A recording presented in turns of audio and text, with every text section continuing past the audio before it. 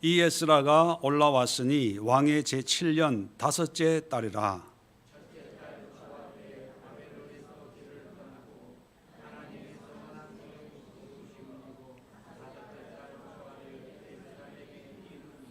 같이 읽습니다.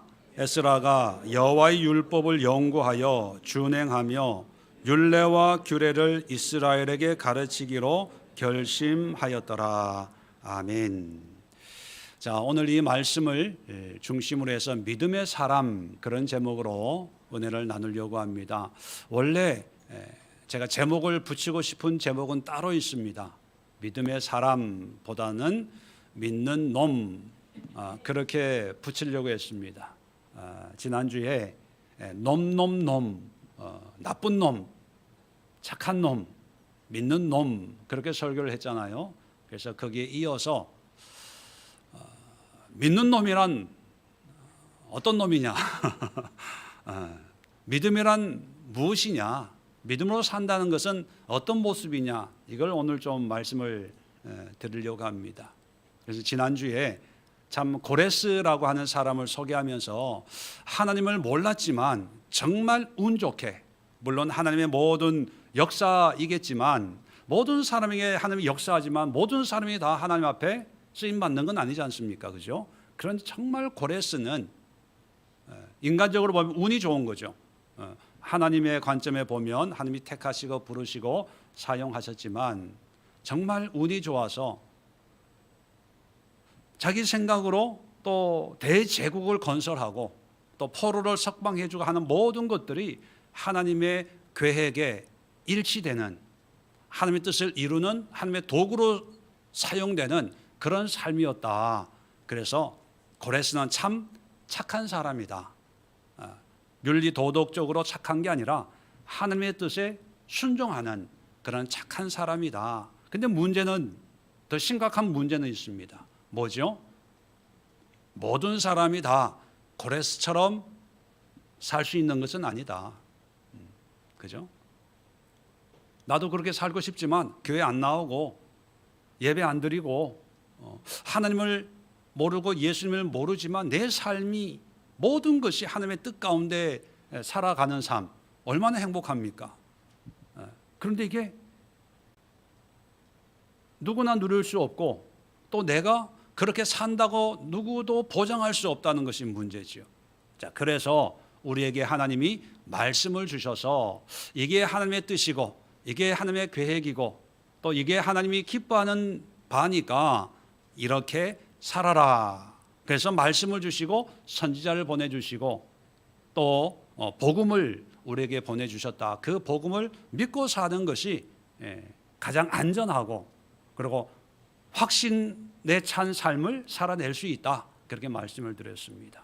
그래서 우리는 고레스처럼 착한 삶, 하나님의 뜻에 무의식적으로 또 운명적으로 순종하는 그런 착한 삶을 추구하기보다는 믿음의 삶을 추구해야 된다. 그런데 문제는 믿음의 삶이란 어떤 것이냐. 이제 그게 이제 궁금해서 아마 오늘 이 아침에 멀리서 여기까지 온 줄로 압니다. 그래서 착한 삶에 대해서는 고레스를 소개했다면 오늘 믿음의 삶에 대해서는 이 이스라엘의 그 포로 그 시기에 하나님이 사용하신 오늘 성경에 나오는 에스라라는 사람을 통해서 믿음으로 산다는 의미를 함께 살펴보려고 합니다. 자, 이제 7장의 내용을 잠깐 시대적인 배경을 좀 소개하면 좀 이해가 좀 되는데요. 6장에 보면 6장 15절에 보시면 다리오 왕 제6년 아달월 3일에 성전 일을 끝내니라. 성전 일을 끝냈다는 얘기는 성전 재건을 끝냈다는 겁니다. 그래서 성전이 무너진 성전이 다시 회복된 연도가 기원전 BC 516년입니다. 516년에 스룹바벨에 의해서 성전이 재건이 됩니다. 그래서 6장은요 성전이 재건된 그 상황을 우리에게 소개해 주고 있습니다. 자, 그런데 이제 7장 1절에 오면 2일 후에 자, 성전이 재건된 뒤를 얘기합니다. 바사왕 아닥사스다가 왕위에 있을 때 에스라라 하는 자가 있으니라. 이제 에스라가 등장을 하는데, 이 에스라는 성경에는 6장에 이어서 7장 곧 등장하지만 역사적으로는요 한 60년의 시간이 있습니다. 성전이 재건이 된 뒤에 60년 뒤에 에스라가 이제 예루살렘으로 귀환하는, 우리가 2차 귀환 이렇게 표현합니다. 에스라가 지도자가 돼서 포로들, 일부의 포로들 끌고 귀환을 하는데 2차 귀환의 주인공이지요. 그렇게 보면 성경의 6장과 7장 그 사이 시기적으로는 한 60년의 시간이 흐르게 됩니다. 자, 그러면 왜 하나님이 60년 뒤에 에스라라고 하는 사람을 또 택하시고 부르시고 예루살렘에 보냈을까? 여기에는 분명한 이유가 있습니다. 7장 15절에 성전이 완성됐다라고 하는 것이 유대인들에게는 참 의미 있고 중요한 사건이거든요. 잘 아는 것처럼 유대인들의 신앙의 중심이 성전입니다. 하나님의 집. 왜 이것이 중요하냐 하면 바로 다윗과 맺은 언약 때문입니다. 사무엘하 7장에 보면 나단 선지자를 통해서 하나님이 다윗과 약속을 해요. 그래서 우리가 다윗의 언약 이렇게 이제 부르는데, 그 약속의 중요한 내용은 뭐냐 하면 너의 몸에서 날 씨가 성전을 건축할 것이고 나는 그의 왕위를 영원토록 보장해 주겠다, 견고하게 지켜주겠다. 이것이 계약입니다. 자, 그래서 솔로몬의 성전을 건축을 했지 않습니까? 그래서 하나님이 엄청난 축복을 부어 주었어요. 근데 시간이 지나서 바벨론에 의해서 이 성전이 무너지고 나라를, 주권을 빼앗겨서 포로로 끌려가게 된 거죠. 그런데 지난주에 말씀드린 고레스가 페르시아 제국을 건설하면서 바벨론 제국이 포로로 끌고 왔던 모든 민족을 해방을 시켜 주었어요. 유대인들에게는 성전을 건축할 수 있는 건축 공사 비용까지 대주면서 여호와 하나님 성전을 지어라. 얼마나 좋습니까?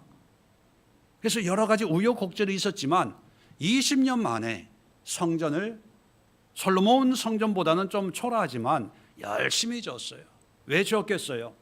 다윗의 언약 때문에. 내가 이렇게 성전 지으면 하나님이 우리나라를 회복하고 다윗의 혈통, 유다라는 그 지파가 바로 다윗의 직계 혈통 아닙니까? 잃어버린 나라를 되찾을 수 있다, 이런 희망을 가지고 열심히 이제 성전을 재건한 거지요. 자, 우리가 이렇게 열심히 했으니까 이제 그 다음 누가 일할 차례입니까? 이제 하나님이 네가 성전을 지으면 나는 너의 왕위, 나라를 견고하게 해주겠다라고 약속을 했으니까, 약속대로 우리가 이렇게 했으니까 이제 하나님이 하실 순서입니다. 이제 기다리는 거예요. 하루가 지나고 1년이 지나고 10년이 지나요. 근데 나라가 회복됩니까? 안 되는 거예요. 여전히 페르시아의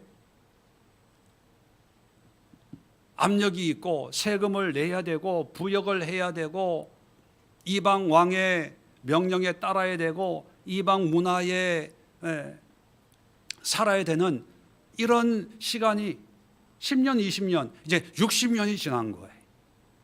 그러니까 여러분 같으면 어떻게 했어요? 끝까지 60년이 지나도 그래도 하나님이 다윗과 맺은 언약대로 역사하실 거야 라고 믿음으로 하나님만 바라보고 하늘만 쳐다보겠어요? 아니면 야, 내가 믿는 이 믿음이 진짜 하나님이 원하는 그런 믿음일까?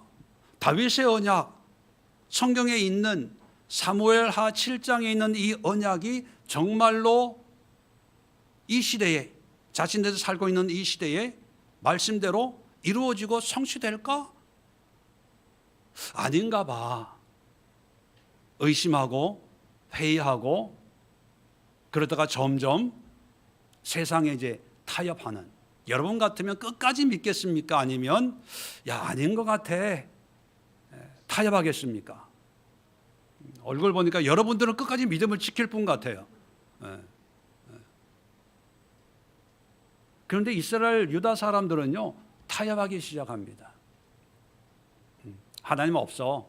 물론 그렇게 대놓고 얘기는 하지 않겠지만, 믿음도 하나님이 언제 역사할지 모르니까 뭐 믿음으로 기다리고 살아야 되겠지만, 그래도 또 하나님이 주신 이 문화, 이 페르시아 문화, 이 세상 문화, 이것도 좀 맛보면서 사는 것도 괜찮지 않을까라는 그런 생각이 들면서 이제 세상적인 것과 슬쩍슬쩍 타협하고 있는 그런 시대에 하나님이 에스라를 뽑아서 예루살렘에 보내는 거예요. 에스라는요, 시기적으로 보면 포로로 끌려간 사람이 아니라 포로로 끌려간 곳에서 태어나서 그곳에서 자란 포로의 3세대나 4세대 정도 되는 그런 사람입니다. 당시 상황에서 에스라는 예루살렘을 한 번도 가본 적이 없을 수 있는 그런 사람이에요. 그런데 이런 사람을 하나님이 택하시고 성경에 등장하는 인물로 삼았다는 것은 이 에스라를 통해서 우리에게 주시는, 또 그 당시에 유대인들에게 주는 분명한 메시지가 있습니다. 그 메시지가 뭔가? 그 메시지가 바로 믿음의 사람, 믿음의 삶이라는 거죠. 자, 그래서 오늘 에스라를 통해서 믿음의 그 모습을 한번 추적해 보려고 합니다. 자, 7장 1절부터 5절까지 보면 에스라의 족보에 대해서 쭉 얘기합니다. 왜 이 족보가 먼저 나오냐? 시대가 혼란하잖아요.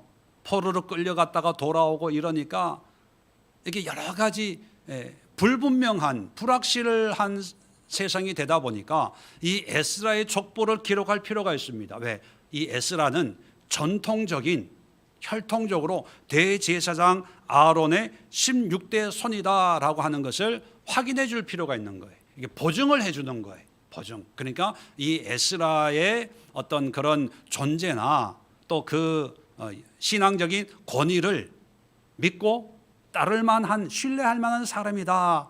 그렇게 이제 우리 식으로 표현하면 호적 등본이나 이런 걸 이렇게 떼주는 거예요. 그 신분을 보증해 주는 거고. 자, 6절은요, 당시 에스라가 페르시아 제국에서의 지위를 소개해 주는데, 자, 그는 6절입니다. 이스라엘의 하나님 여호와께서 주신 모세의 율법에 익숙한 학자입니다. 학자. 모세의 율법에 정통한 그런 학자고, 이건 신앙적인 어떤 지위라면, 그 다음은 그의 하나님 여호와의 도우심을 입음으로 왕에게 구하는 것은 다 받는 자이더니, 자, 이것은 사회적인 지위예요. 왕에게 구하는 것 다 받을 수 있는 사람, 그러니까 왕의 총애를 얻는 사람, 사회적인 지위도 상당히 있는 그런 사람, 요즘 말로 하면 먹고 사는데 전혀 지장이 없는 사람, 능력 있는 사람, 이런 의미입니다. 자, 그 다음에 7절, 8절은 뭐냐 하면, 이제 이 에스라가 귀환할 때, 2차 귀환을 할 때 어떤 사람들과 귀환을 했는지, 그 2차 귀환의 구성에 대해서 아주 간단하게 소개하고 있습니다. 간단하게. 그래서 역사적으로 보면 에스라는 한 1000여 명 정도의 귀환자를 이끌고 예루살렘에 오게 된 거죠. 자, 그 다음에 8절 9절은 뭐냐면 여정을 얘기합니다. 귀환의 여정. 왕의 제 7년 5달 때 5월 달에 이제 예루살렘에 도착했는데 9절에 보면은 1월 달에 출발했다. 그러니까 4개월 걸렸다는 것을 얘기해 주고 있어요. 여정을 얘기하고 있고, 자, 중요한 게 뭐냐면 10절입니다. 10절은 뭐냐면 귀환의 목적이에요. 이 에스라가 받은 사명, 해야 될 일. 10절 제가 읽어 드릴게요. 에스라가 여호와의 율법을 연구하여 준행하며 율례와 규례를 이스라엘에게 가르치기로 결심하였더라. 결심했다. 이건 작정했다. 그런 의미지 않습니까? 왜 에스라가 이런 상황에서 예루살렘에 오게 되는지 2차 귀환의 목적이 뭔가를 아주 명료하게 말씀하고 있는 것이 10절입니다. 이 10절을 통해서 우리가 믿음의 사람이란 어떤 모습일까를 알 수가 있어요.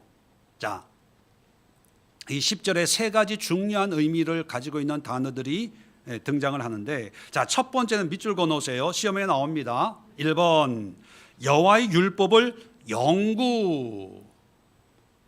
밑줄 쳐놓고 1번 하고요. 연구에는 동그라미, 그리고 양쪽에 별표 2개. 이 얘기는 뭡니까? 꼭 시험에 나온다는 거죠. 여러분 아시죠? 제가 1타 강사인 거. 두 번째 목적은요, 준행. 동그라미 해놓으시고 별표 3개. 그 다음에 세 번째가 뭐냐면 율례와 규례를 이스라엘에게 가르치기로. 밑줄 그어놓으시고 가르치기에 동그라미 별표 몇 개? 2개. 자, 왜 하나님이 에스라를 통해서 이런 사역을 하기로 하나님이 계획하시고 작정하시고 에스라는 순종했냐? 자, 아까도 말씀드렸지만 다시 한번 당시 상황을 이해하기 위해서 다시 말씀을 드립니다. 당시 포로 귀환을 해서 제일 먼저 한 것이 성전 재건이었어요. 그 성전 재건은 다윗의 언약의 성취를 믿는 믿음으로 성전을 재건하면 하나님이 잃어버린 다윗의 왕위를 회복시켜 줄 거다라는 어떤 그런 말씀을 믿고 열심히 헌신을 했죠. 그런데 실상에서는 하나님의 역사가 보이지를 않는 거죠.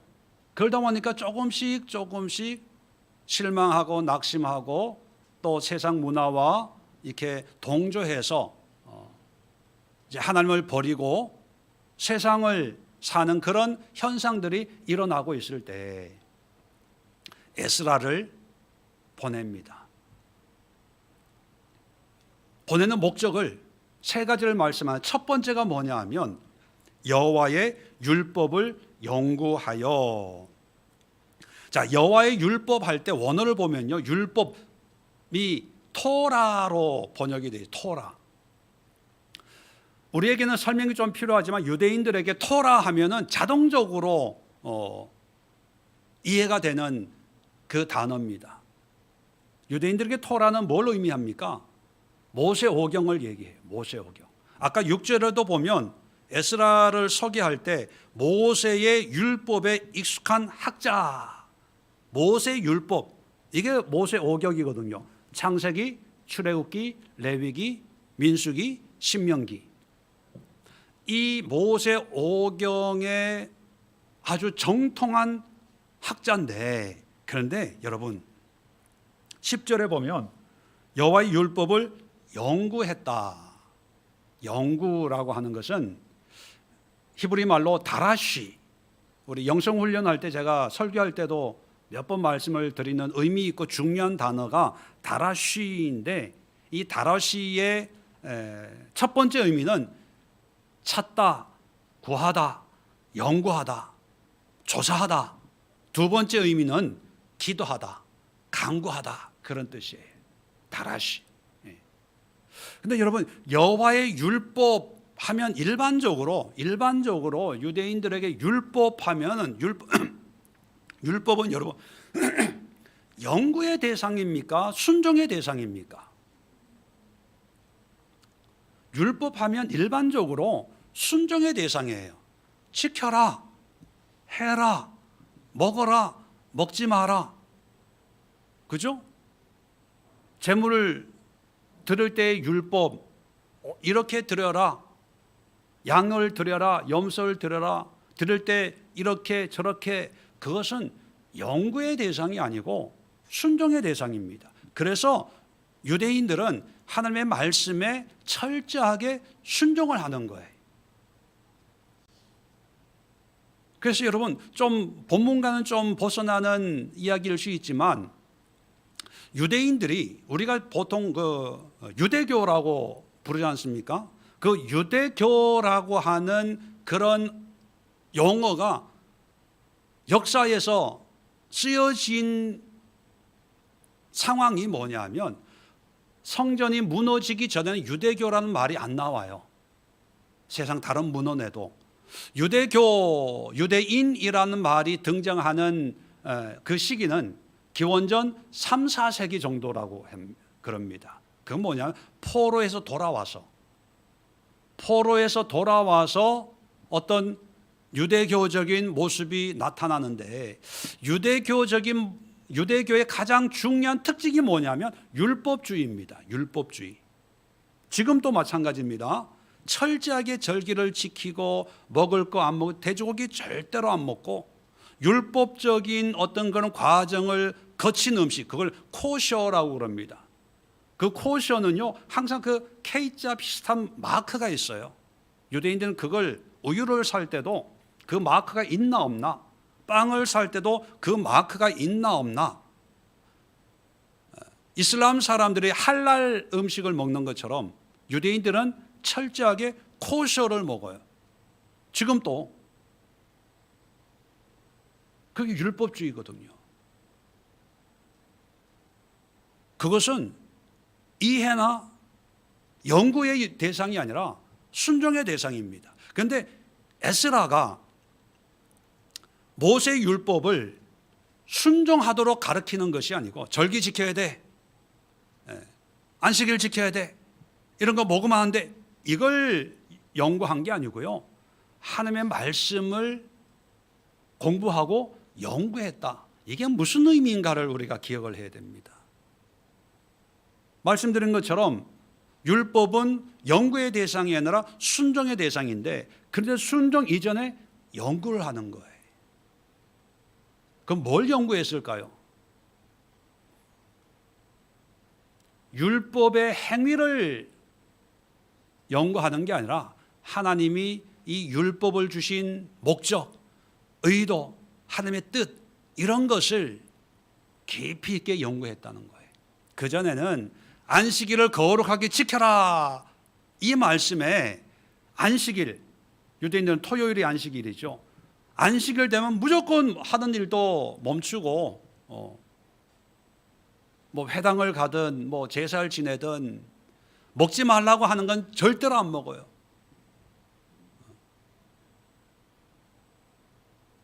그게 신앙이고 그게 믿음 생활이라고 생각을 했는데, 에스라가 포로로 끌려갔거든요. 에스라는 포로 3세대, 4세대니까 우리 조상들이 우리나라가 왜 이렇게 남의 이 이방인들에게 짓밟히게 되었을까? 그 이유를 고민을 했겠죠. 청년이었으니까, 그죠? 자, 그러다가 우리가 율법을 잘 지키지 못해서가 아니라 율법의 의미를 잃어버린 게 아닐까? 그러면서 다시 율법을 공부한 거예요. 안식일을 왜 하나님이 지키라고 했을까?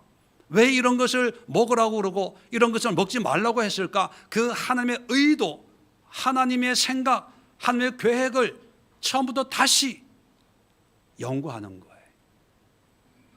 여러분, 이게 바로 믿음의 사람입니다.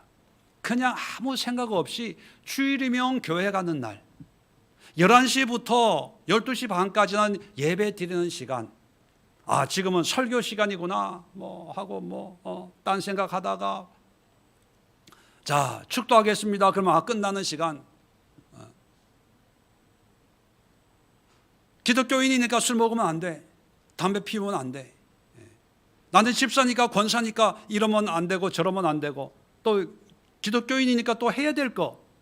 여러분, 이런 어떤 우리가 보통 이제 종교 생활이라고 표현하는데, 이런 종교 생활을 열심히 하는 게 그게 믿음의 삶이 아니라는 거예요.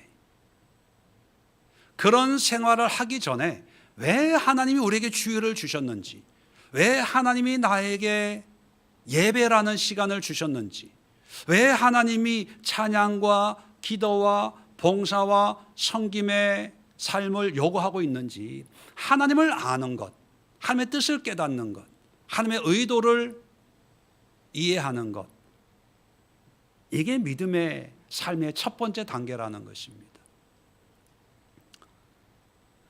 한국 성경에는 번역이 안 된 의미 있는 단어가 하나 있습니다. 연구하여 그 앞에 원어에는요, 레바브라는 단어가 있어요. 레바브라는 단어는 뭐냐면 마음으로, 마음이란 뜻입니다. 마음. 다시 말하면 행위적으로 뭔가를 더 잘하려고 하는 게 아니라 내 마음으로 이 율법, 말씀 속에 있는 하나님의 생각, 하나님의 뜻을 간절히 찾고 느끼고 깨닫는 거예요. 이걸 간단하게 표현하면요, 하나님을 찾는 거예요. 하나님을 깨닫는 거예요. 예배를 통해서 오늘 목사님이 어떤 말씀을 하나 설교의 내용을 찾는 게 아니라 목사의 설교를 통해서 하나님을 찾는 거예요. 하나님이 나에게 주시는 말씀. 기독교인의 삶을 통해서 뭘 하고 안 하고 이게 아니라 내 삶을 통해서 하나님이 나에게 주시는 말씀이 뭘까? 하나님의 뜻이 뭘까? 하나님의 생각은 무엇일까? 이것을 우리의 온 마음을 다해서 그걸 추구하는 거죠. 이게 연구, 다라쉬예요.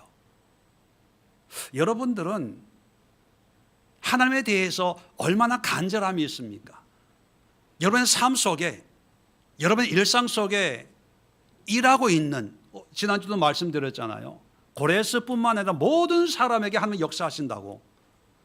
믿는 사람에게만 하나님이 말씀하시고 믿지 않는 사람들은 내팽개쳐 놓는 게 아니라 모든 사람에게 역사해요.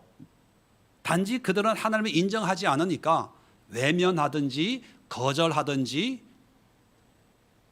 불순종하는 거지요. 그래서 우리는 안 믿는 사람 이렇게 이제 표현을 하잖아요. 근데 정작 믿는다고 하는 사람도 하나님은 계속해서 우리의 일상에, 꿈에서도 눈 뜨는 순간부터 계속 역사하는데, 그런 역사하는 하나님에 관해서 우리 온 마음으로 얼마나 하나님의 뜻을 알려고 사모하고 찾고 구하고 연구하고 고민하고 탐구하고 있을까?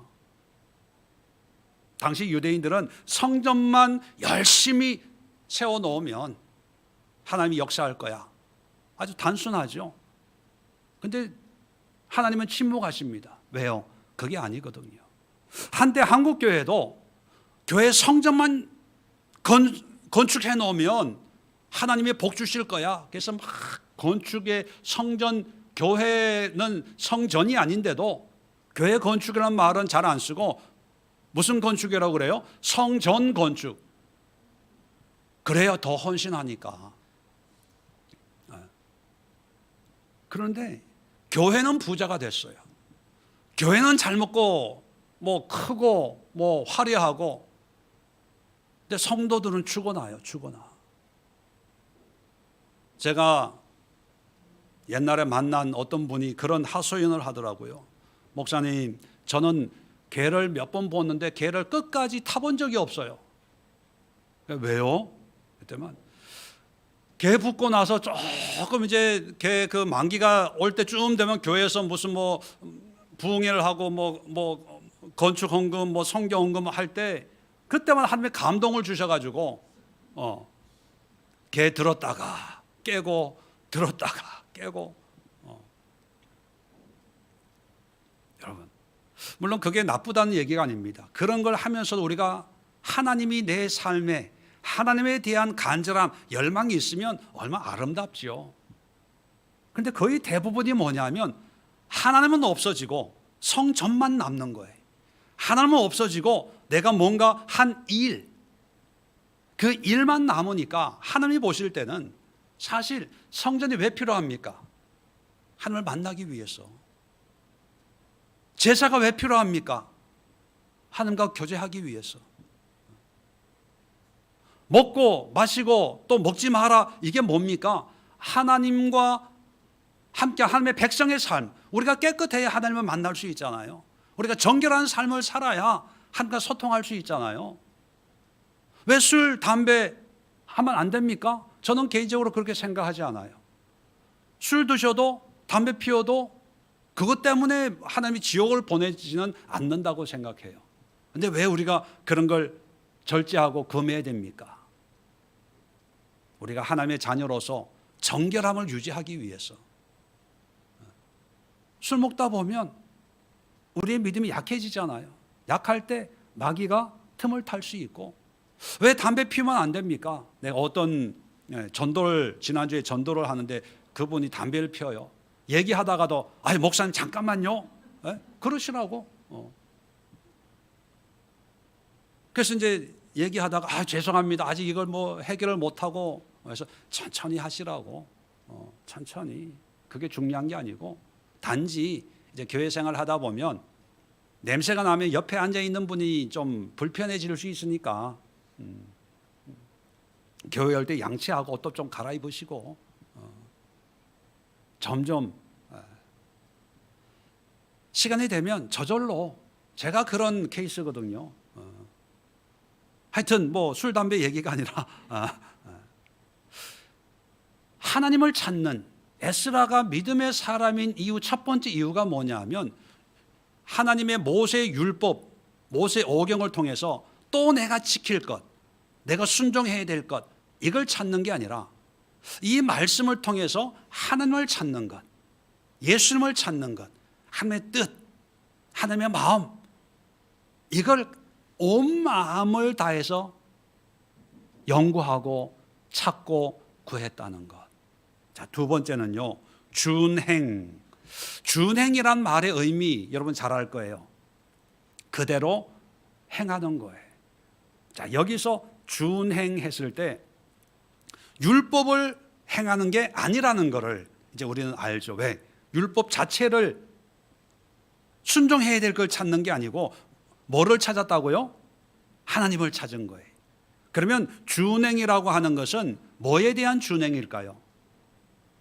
율법을 더 철저하게 지키는 게 아니라 하나님과 함께하는 것, 하나님의 뜻에 순종하는 것, 하나님의 계획에 동참하는 것, 하나님의 부르심에 순종하는 것, 고레스와 같은 그런 삶인 거죠. 자, 그래서 에스라는요, 자기의 어떤 귀환의 여정을 쭉 7장, 8장 소개하는데 아주 독특한 표현을 사용합니다. 자, 7장 28절 한번 보실래요? 이제 귀환하는 여정을 이제 소개합니다.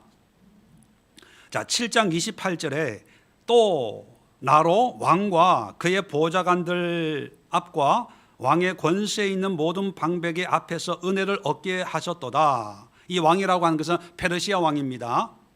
내 하나님 여호와의 손이 내 위에 있으므로 내가 힘을 얻어 이스라엘 중에 우두머리들을 모아 나와 함께 올라가게 하였노라. 이제 귀환한 그 여정을 표현하는데 특별한 표현이 뭐냐면 여호와의 손이 내 위에 있으므로, 여호와의 손에다가 동그라미 해놓으세요.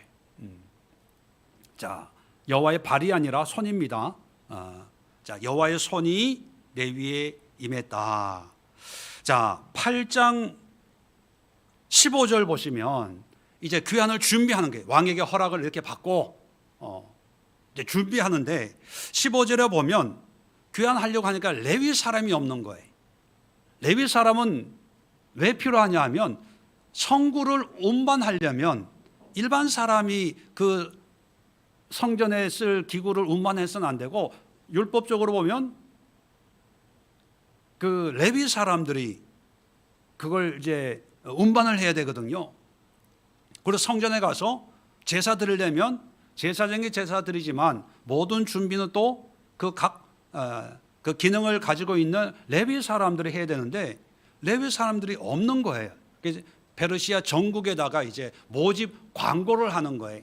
광고를 해가지고 18절에 보면 우리 하나님의 선한 손의 도우심을 입고 그들이 이스라엘의 손자 레위의 아들 말리의 자손 중에서 한 명철한 사람을 데려오고 또 하면서 그 레위 지파 사람들을 모집한 내용을 쭉 19절 20절 소개하고 있습니다. 이 사람들을 모집하는 것도 어떻게 표현하고 있냐면 18절에 하나님의 선한 손의 도우심, 하나님의 손이라는 그런 표현을 합니다. 자, 21절 그 밑에 보시면 이제 준비가 다 됐어요. 근데 출발하기 전에 21절에 내가 아하와 강가에서 금식을 선포하고 금식 기도를 해요. 왜냐하면 이제 여러 가지 비싼 성전 기구를 가지고 이제 수백 킬로 이제 여행을 하는데 뭐 지금도 그렇지만 옛날은 더 했겠죠. 강도들이 많지 않습니까? 여러 가지 어려움이 많이 있을 수 있잖아요. 그러니까 뭐 가다가 죽을 수도 있는 거예요. 그러니까 하나님의 지켜주심을 위해서 간절히 이제 금식 기도를 하는데 22절 보세요. 금식 기도를 이제 하고 22절 이는 우리가 전에 왕에게 아뢰기를 우리 하나님의 손은 자기를 찾는 모든 자에게 선을 베푸시고 자기를 배반하는 모든 자에게 권능과 진노를 내리신다 하였으므로 길에서 적군을 막고 우리를 도울 보병과 마병을 왕에게 구하기를 부끄러워하였음이라. 왕에게 우리를 지켜줄 보디가드 좀 보내주세요. 이렇게 하기는 좀 미안하다는 거예요. 왜? 돌려보내는 것도 고마운데 거기다가 허위 군사 좀 보내주세요. 이렇게 요구하기는 진짜 뭐 낯짝이 안 서니까 우리끼리 가는데, 근데 하나님이 지켜주시기를 금식 기도를 했는데 그 금식 기도 할 때 22절에 그 하나님이 지켜준다는 그 표현을 우리 하나님의 손이라는 표현을 써요. 하나님의 손. 자, 31절입니다. 8장 31절. 이제 출발하는 거예요.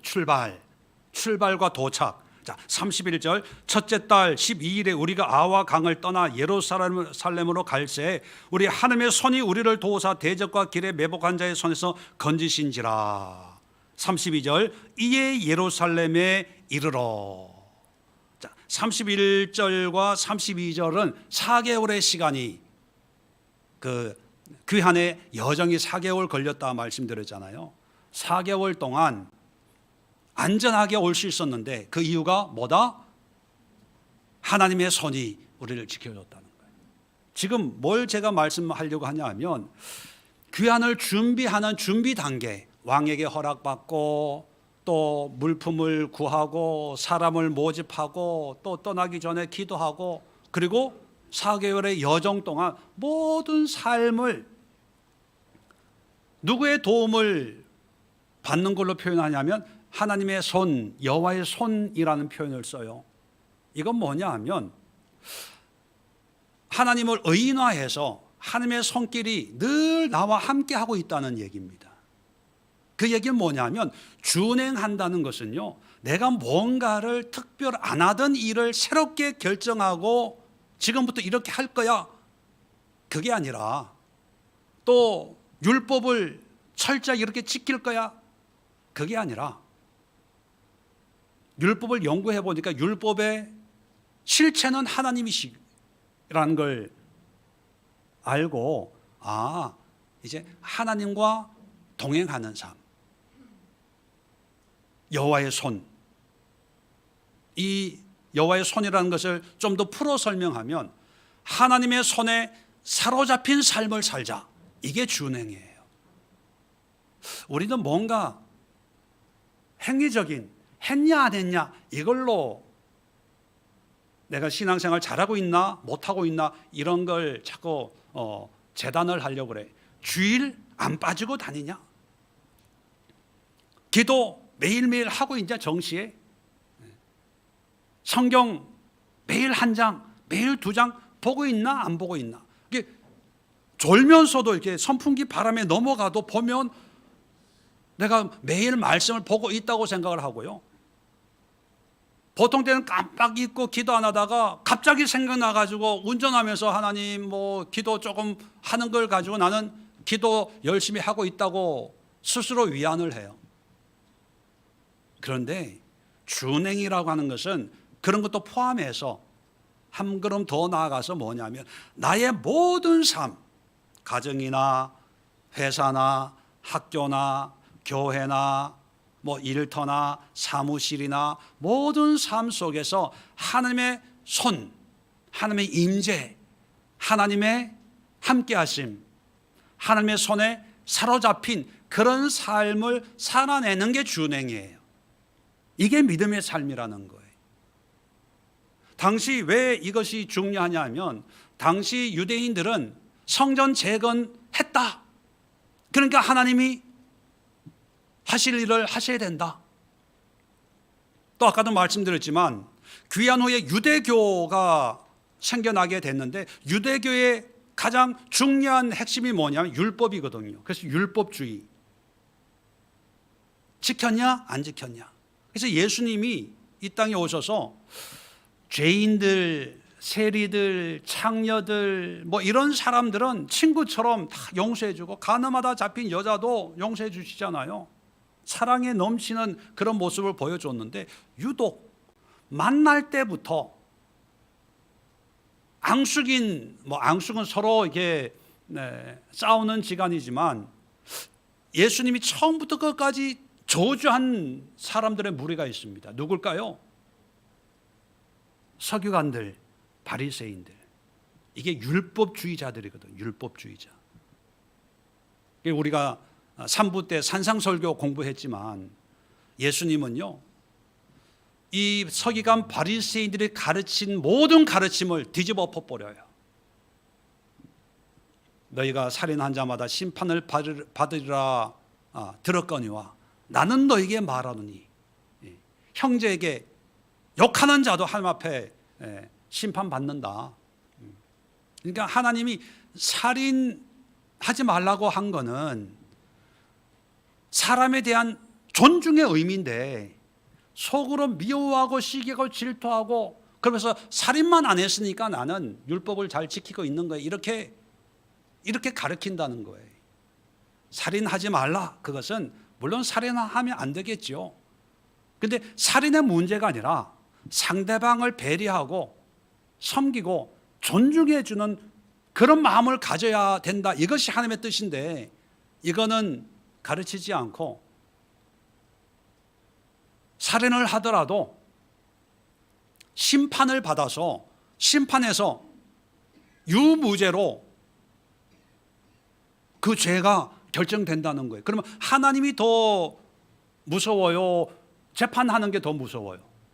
재판하는 거에 더 무서운 거예요. 왜? 하나님은 뭐 눈에 안 보이니까 재판에서 내가 무죄 판결만 받으면 사람을 죽여도 나는 자유가 될 수 있어. 이게 그러니까 예수님이 그런 사람들을 보면 패칠한 무덤들, 독사의 자식들, 화 있을진저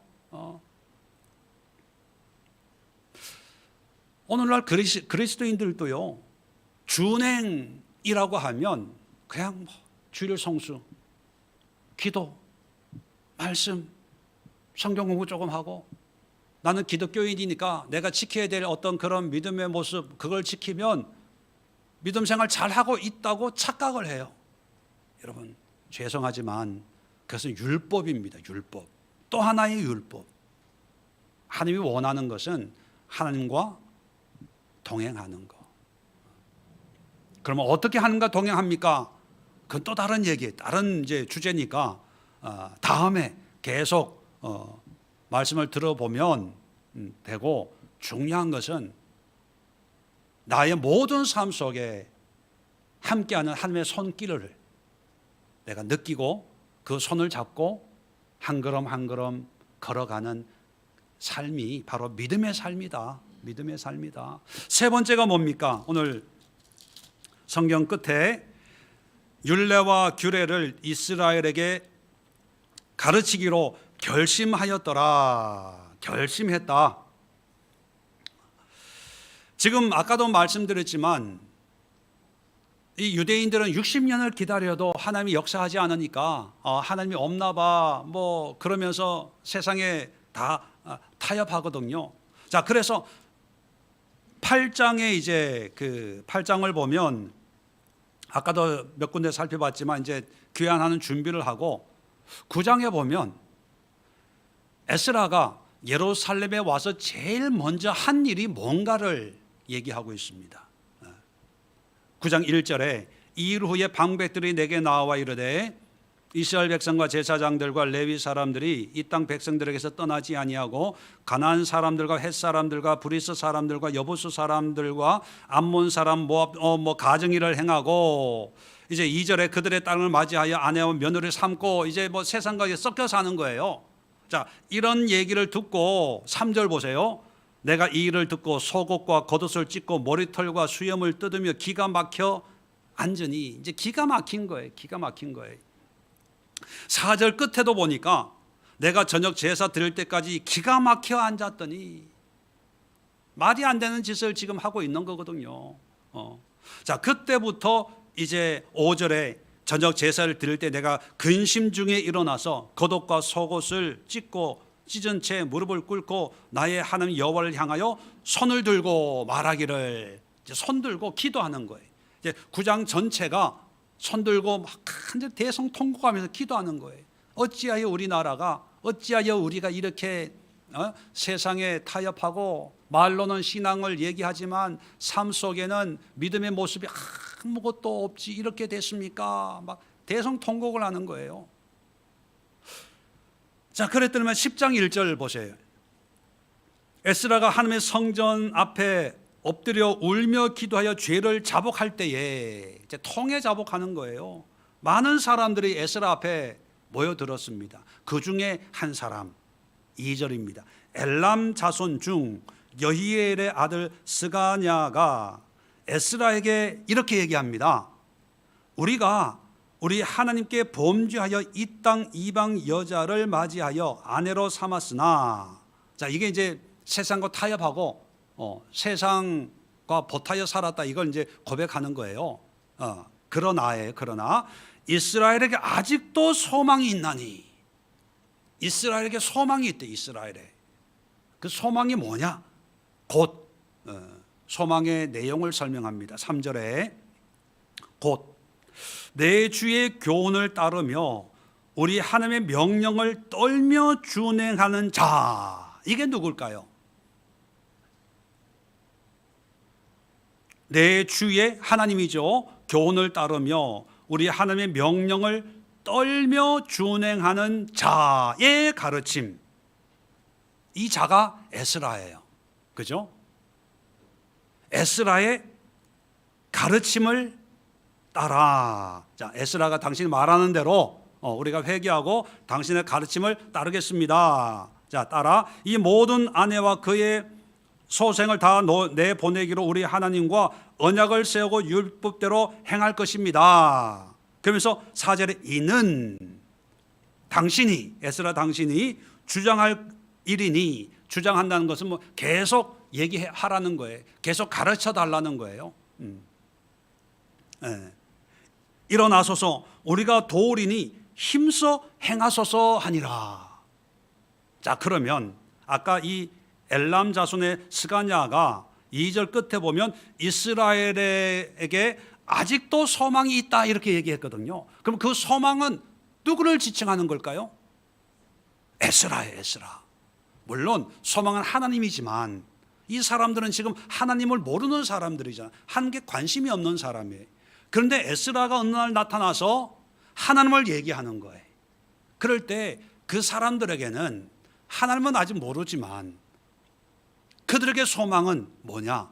에스라예요. 왜? 에스라가 말하는 게 하나님의 말씀이고, 에스라가 보여주려고 하는 게 하나님이고, 에스라가 가르치는 게 하나님에 관한 거니까 그 사람이 낙심해서 울며 기도하는 에스라에게 울지 마세요. 우리가 지금 이렇게 엉망진창이 됐는데 그래도 소망이 있습니다. 그 소망은 바로 당신입니다. 그러니까 낙심하지 마시고 계속 가르쳐 주세요. 계속 외쳐 주세요. 계속 선포해 주세요. 당신이 우리의 희망입니다. 여러분, 지금 이 성경 시대의 모습이나 지금의 모습이나 모양은 다르지만 영적으로는 별반 차이가 없다고 저는 봐요. 하나님에게는 관심이 없어요. 다 나에게 관심이 있어. 내가 먹고 살고 누리고 편하냐 안 편하냐 다 나에게. 그래서 교회도요, 다 자기에게 유익한 마음의 위로를 주고 평안을 주고 행복을 주고 긍정적인 삶을 살게 하고 자기의 자아를 성취하고 이루고 문제 해결해 주고 그런 거에 최적화가 되어지고 있는 이런 상황에 하나님은 그저 도구에 지나지 않습니다.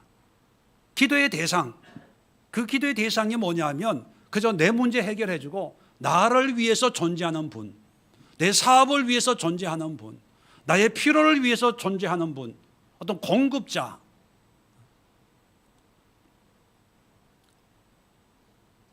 그러다 보니까 영적으로는 점점 어두워지고 있습니다. 우리 한국교회가, 아니 이 세대의, 이 세상의 기독교가 점점 그 힘을 잃고 있다는 것 누구도 부인하지 않아요. 미국 교회도 마찬가지고 한국 교회도 마찬가지고, 작년 1년 동안 장로교 교단 중에 제일 큰 교단이 통합과 합동 교단이 있습니다. 이 두 교단 이제 그 작년 교인 수 조사를 했는데 놀라지 마세요. 두 교단만 합쳐서 20만이 숫자가 줄었대요. 20만 명. 두 교단만 합쳐서. 근데 나머지 교단도 한 교단도 교인 수가 증가한 교단이 없어요. 한국교회 45% 정도가 주일학교가 없대요. 주일학교가 애들이 안 모이니까. 한국교회 비전이 있습니까? 미래가 보여요? 교회 청년들이 없어요.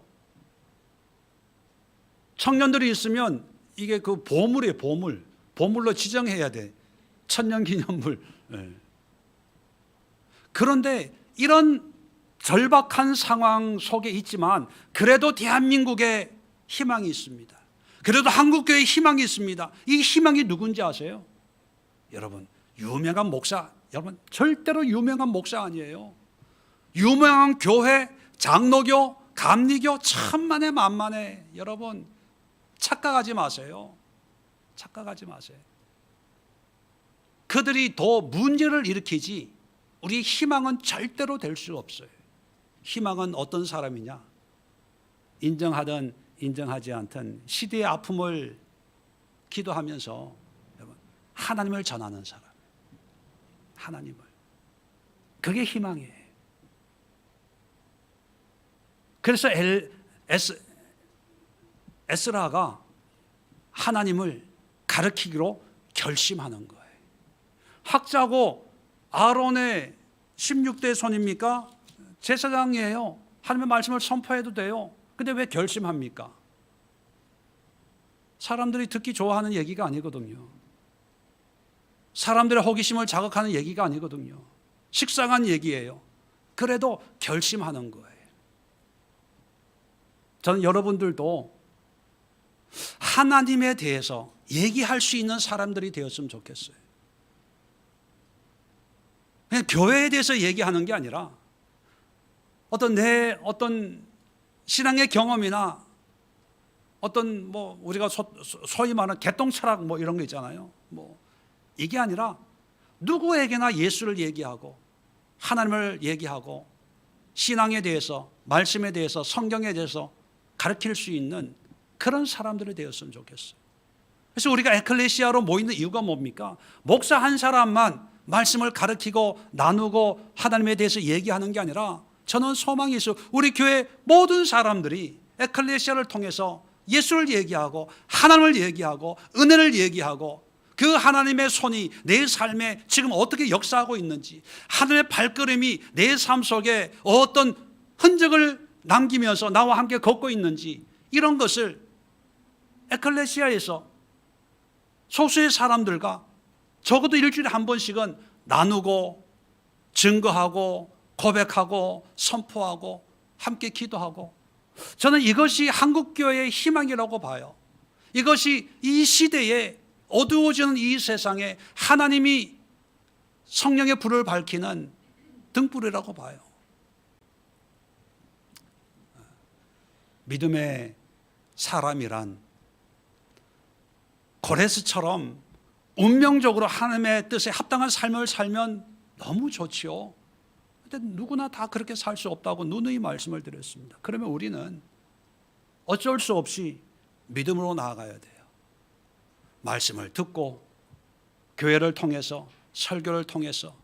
그러나 그것이 교회 잘 되게, 교회 크게 세우고, 담임 목사 대접받고, 담임 목사 섬기고, 순종하고, 목사님 말씀이 곧 하나님의 말씀, 이런 이단적인 사기꾼 같은 이런 신앙이 아니라 초라한 교회, 별것 아닌 목사의 설교를 통해서 그 말씀 속에 하나님을 찾고 예수를 찾고 연구하는 거예요. 다라시.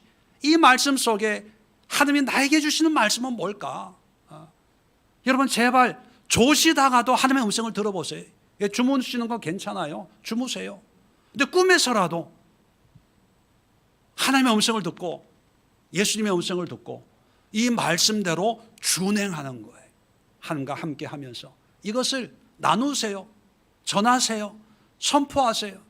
일어나, 이 엘리야의 눈물의 기도를 들은 사람이 얘기하듯이 당신이 우리의 희망입니다. 낙심하지 말고 일어나서 계속 그렇게 선포해 주세요 라고 하는 이 시대의 영적인 아우성이 우리를 기다리고 있다는 사실을 우리 잊지 말고 하나님에게 집중하고 예수님께 집중해서 준행하는 삶을 사는 우리 모든 그리스도인들 되시기를 다시 한번 축원을 드립니다.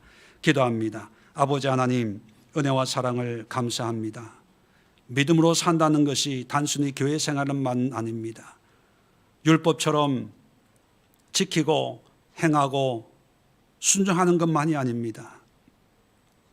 말씀 속에 계시는 하나님을 간절히 찾고 그 하나님과 동행하는 삶을 살며 주변에 있는 수많은 영혼들에게 그 하나님을 보여주고 전하고 그 은혜를 나눌 수 있는, 그것이 바로 이 시대의 희망의 사람이 바로 믿음의 사람이 아닐까 생각을 합니다. 우리 한 사람 한 사람이 고레스든지 아니면 에스라든지 하나님의 손에 사로잡힌 그런 주의 백성들, 일꾼들 다 되게 축복하여 주시옵소서. 이제는 우리 주 예수 그리스도의 은혜와 하나님 아버지의 크고 놀라운 사랑하심과 성령의 교통하심이 머리 숙여 기도하며 거룩한 결단으로 주님 앞에 헌신하기로 작정한 모든 심령과 가정과 일터와 남은 생의 모든 삶의 현장 곳곳마다 지금부터 영원까지 함께하옵시기를 간절히 축원드리옵나이다. 아멘.